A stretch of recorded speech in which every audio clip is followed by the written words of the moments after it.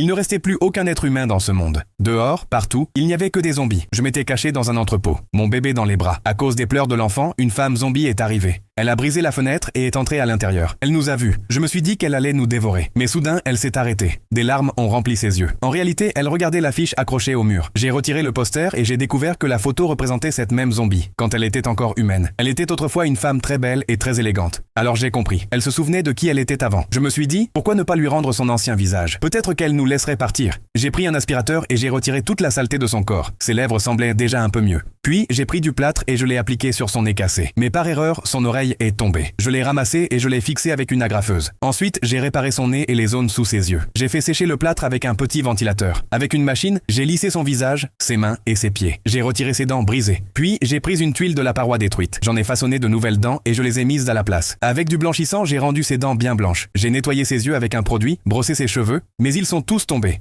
Alors je les ai coupés et je lui ai mis une perruque. Je l'ai fixé avec l'agrafeuse et je l'ai bouclé avec le ventilateur. J'ai peint sa peau verte et lui ai fait du maquillage. Ensuite, je lui ai fabriqué une robe. À ce moment-là, j'ai vu que mon bébé jouait avec une vis. Je l'ai prise et j'ai fabriqué des boucles d'oreilles pour la zombie, que j'ai peinte en doré. Enfin, son relooking était terminé. En récompense, elle m'a donné les clés d'une voiture. Puis elle a pris cette voiture et m'a emmené faire le tour du monde.